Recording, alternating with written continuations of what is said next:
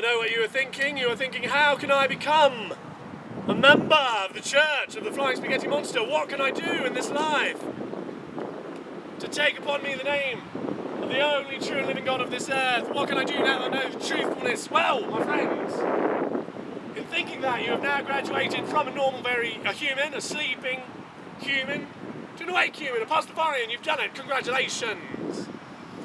Now, on any official forms that ask you to please tell them your religion so that they can count it and realise how many people are which religions, you can put down Pastafarianism, Pastafarianism. You can put down Flying Spaghetti Monster, FSM is the way to do it as well. And in that way you can tell the entire world that you don't believe in their pagan gods. You do not believe in their heathen gods. You do not believe in their blood cult. You do not believe in a violent love. You believe in the God of truth, the God of love, and the God of kisses, the Flying Spaghetti Monster. The God of Friday night dinners, the Flying Spaghetti Monster.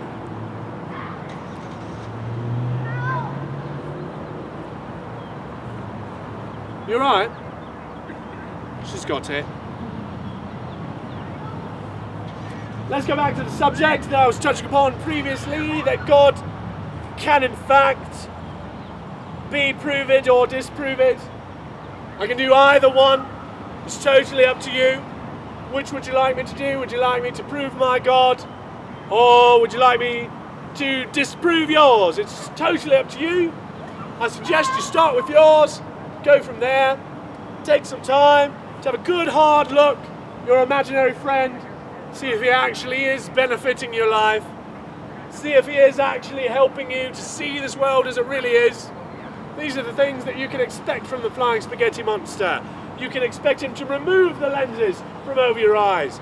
You can expect him to treat you like a human, like an adult who can make their own decisions. You can expect him to trust you enough to not break the civil code, instead of entrenching the civil code in a whole bunch of nonsense like the Pharisees and the Sadducees of old.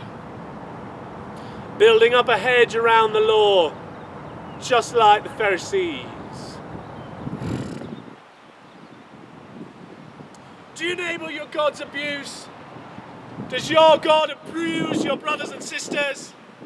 He might not be hitting you hard today, but that's because he's distracted, isn't he?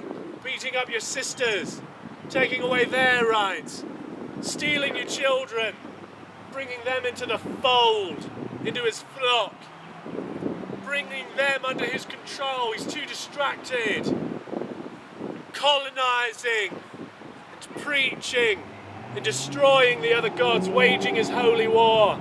Well, my God believes that holy war is a contradiction in terms. It's an impossibility. If you think that holy war is a reality, it's because you do not understand metaphor, and I would love to teach you and educate you so that you can take these stories from our ancient and cloudy past and judge them with a truthful eye. Like you can with the Flying Spaghetti Monster. He doesn't mind blasphemy. You can look at him with science and reality, and you'll realize, instead of focusing on your spiritual eyes and your emotionality, in which place anyone could hide anything. But God does not rely on the darkest corners of the human mind like your God does. Your God has two doors into his church. In one door, a child may enter. A child who is not old enough to make the decisions for himself. The child is brought to this door by his parents, by his society, by his tribe, and he is told that it is the good and true door, and that he will be so celebrated if he walks through it. But then he is told that, of course, it is his decision, and if he wants to be a piece of shit, he is, of course, allowed to not go through that door. That's the first door, the door of coercion of the youth. That's the first door that your God has into his church. Coerce the youth. Is that right? Is that how that word works? There's another door. That's the door I came through, by the way. I believed in a pagan god for quite a long time. I was a member of a blood cult, an American blood cult that is over a century and a half old. I was a 6th generation member of the Church of Jesus Christ of Latter-day Saints, foisted upon me by my tribe, by my society, and by my very loving mother. There's a door I came through. Second door is the door of sadness, not the door of coercion. When you have nothing left, that's when Christ comes to you. That door is in prison. That is the door that we are trying to get the homeless to go through. That is the door of desperation, and the door of sadness. Your Christ pretends that he rescues people from the depths, but in fact, he condemns them. That is exactly where he wants them, so that they can walk through his door into his church, never to leave. Where is the exit? Where is the exit to your church? Can you find it? Is there a door, or is it hidden behind a sign that says hellfire? Is it hidden behind a sign that says damnation, weeping and wailing, and gnashing of teeth? So 2 coercive entrances to prey upon the weak and the misformed, or the unformed rather, and no exit, says the Prince of Peace. Let's see what else the wonderful Prince of Peace says. Quoted this earlier today because I've been preaching around the wonderful metropolis today, telling everybody about the great news that Jesus died 2,000 years ago and is no longer watching you while you sleep. He does not care if you're asleep or awake. But Jesus Christ did not rise again on the 3rd day. I agree though, that guy was being very rude. He was not yielding to pedestrians, which is of course the law of the land. Is religion a virus? Does religion behave in the same way that an illness behaves? Does it behave like a multi-level marketing scheme? Does your religion resemble a Ponzi scam? Do they ask you to like and favourite? Do they ask you to share? Do they ask you to rate all of their media with as many stars as you possibly can? Do they ask you to indoctrinate your children? Do they ask you to please not only get yourself infected, but infect as many people around you as they can? Do they prey upon the weak like I just described? Do they have those 2 doors in? The door of the coercion of youth and the door of preying upon the emotionally vulnerable? Does it ask to overwrite your programming with its own? Flying Spaghetti Monster loves you and looks upon you when you sleep.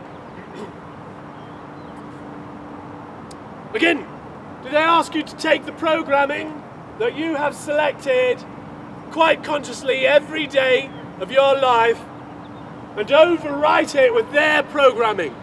Do they tell you that their programming is the bestest that you could ever possibly have, and that you really should overwrite your stupid human programming and let them write theirs? Do they draw you in their own image? And what is that image? Who are they attempting to draw you as the image as? Are you going to be another Christ? Christ the hypocrite? Christ the murderer? Killed his friend? Christ the liar? Christ the owner? Christ the slave owner? Christ who denounced his own brothers? Christ who denounced his own mother? Christ who believed in hatred? Jesus the Christ who preached difference? Jesus the Christ who preached genocide? How many people have died in the name of Jesus Christ? How many people has Jesus Christ asked for murdered? It's quite a large and staggering number. Even if we just go over the Crusades, of which we numbered 11, there are quite a number of humans who are not alive because of those decisions based on that God. However, no one is dead because of the flying spaghetti monster. I do want to go over that again because it's a very salient point, very important. The flying spaghetti monster does not believe in violence. Pastafarians do not believe in it in the way that the heathen and pagan gods do. Allah believes in it. Allah thinks that he can get his purposes accomplished on this earth with violence. So does Christ. Christ believes in violence. He said as much. He said, I did not come here to bring peace, but to bring the sword. The Prince of Peace says this, that do not expect peace if you believe in him. And yet he asks you to call him the Prince of Peace, the everlasting Father, and all such other kinds of nonsense. But he's not. He doesn't even believe in peace, not like the flying spaghetti monster. Your God actually does believe in blood atonement. That's a very old and pagan idea, handed down from the Bronze Age. That when there is sin, the only atonement is death. It's nonsense, and it's over. Flying Spaghetti Monster says, we do not have to bow down to heathen gods anymore. We do not have to respect the nonsense of other religion, for respect is earned, and it is lost with violence. And my God will never believe in violence.